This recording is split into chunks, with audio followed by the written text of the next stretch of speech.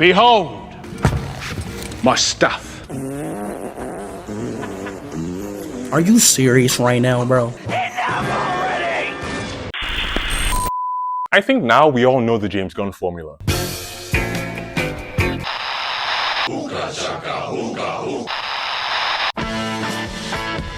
You get a cute animal sidekick, a man-child protagonist, and the biological father of the protagonist is always cartoonishly evil. It's almost like Gunn is going through something. You good, bro?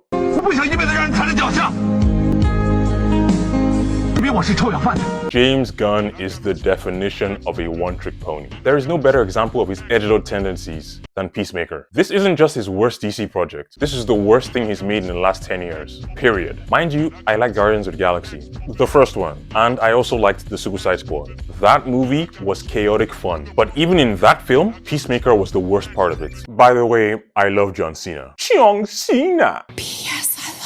Peacemaker is basically a microcosm for everything wrong with James Gunn's creative instincts. The R-rated humor feels like it was written by a 12-year-old who just discovered what a butthole is. The plot is a convoluted mess with no real character arc, unless you count Angry Dumbass Stays Angry and Dumb. The characters are the usual James Gunn ensemble. You have mismatched weirdos yelling at each other, while Vigilante gets turned into a Deadpool knockoff. Put that on Allah! Say wallahi, bro! Say wallahi! One of the villains in the show is so cartoonishly evil just to make the protagonist look good in comparison. Every time Gunn runs out of substance, he distracts you with an 80s or 90s soundtrack, or an idiot screaming about poop or justice, or both. And for some reason, DC keeps trying to shove this nothing burger of a character down our throats.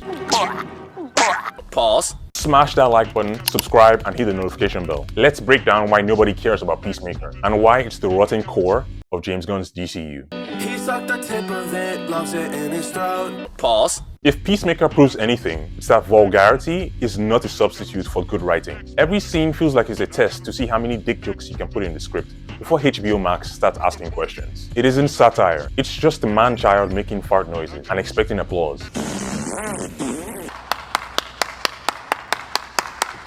The worst part is that it wants to be Deadpool so badly, but it has none of the structure that makes Deadpool work. Deadpool is unkillable, pretty much immortal, so there are no real stakes when he fights. His world is chaotic because he's self-aware. He knows he's in a movie. The tone fits it perfectly because he breaks the fourth wall. Peacemaker, on the other hand, is just loud and dumb. He's in a world that is supposed to be taken seriously. He cries about childhood trauma 1 minute, then makes fart noises the other.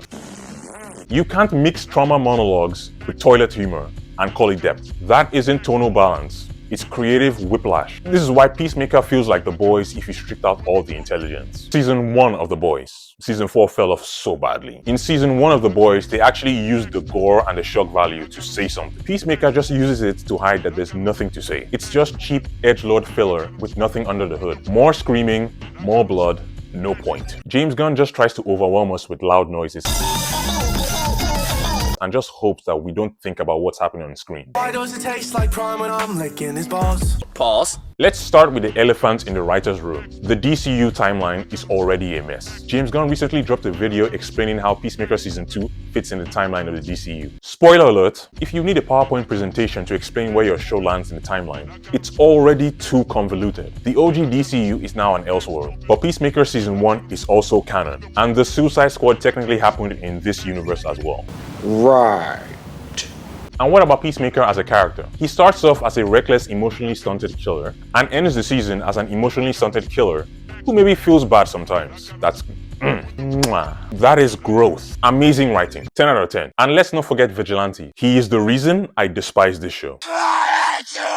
In the comics, he's a darker anti-hero with a complex moral code. But here, he is reduced to a trigger-happy Redditor in cosplay. Another Deadpool knockoff. A one-man embodiment of James Gunn's worst instincts. Loud, dumb, and obsessed with violence for laughs. Peacemaker's story isn't grounded, it isn't thoughtful, and it isn't even entertaining when the novelty wears off. The moment you get over the shock value and gore from the first 3 episodes, the show falls off from that point. It's just nonsense. And don't get me started on that stupid ending. After years of DC trying to make Aquaman cool again, they've somehow brought him back to fish jokes. Go fuck another fish, asshole! I'm so fucking sick of that rumor. It's not a rumor. Fuck you, Barry.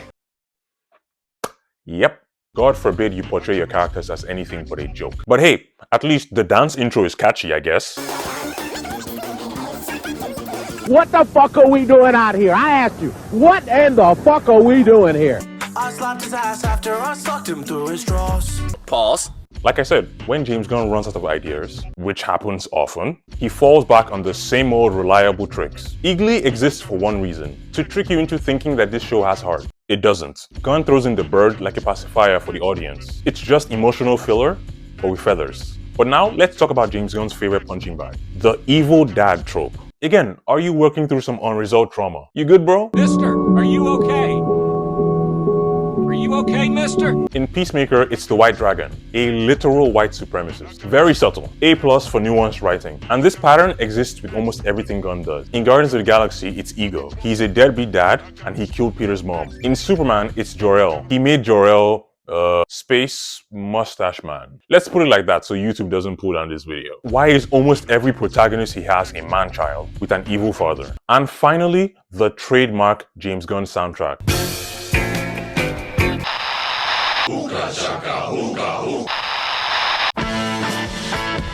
Don't get me wrong, it's probably Gunn's biggest strength as a filmmaker. He usually has really good taste in music. I have a playlist for the songs in the Guardians of the Galaxy movie. If you like pina colada. But even the one thing he has fallen off recently. His song choices in Superman did not hit. It seems like Gunn's work diminishes in quality with every project. Each new project has less soul than the previous one. Gunn's whole approach is like junk food, but for the brain. Loud, sugary, and instantly forgettable. But now it's beginning to leave a bad taste in your mouth. These aren't creative choices. They are crutches. You can try and push Peacemaker all you want. You can put him in Mortal Kombat. He will end up having a low pick rate. You can give him a season 2. Try and make him the face of HBO Max. It doesn't matter. Nobody cares. And this is the same issue with Miss Marvel. Nobody cares for her, but Marvel keeps trying to push her both in comics and in the MCU. But it simply won't work. But hey, let me know what you guys think. Do you actually care about Peacemaker? Or is this all in my head? Let me know down in the comments. As usual, I appreciate the support. Thanks for watching, and I'll see you next time.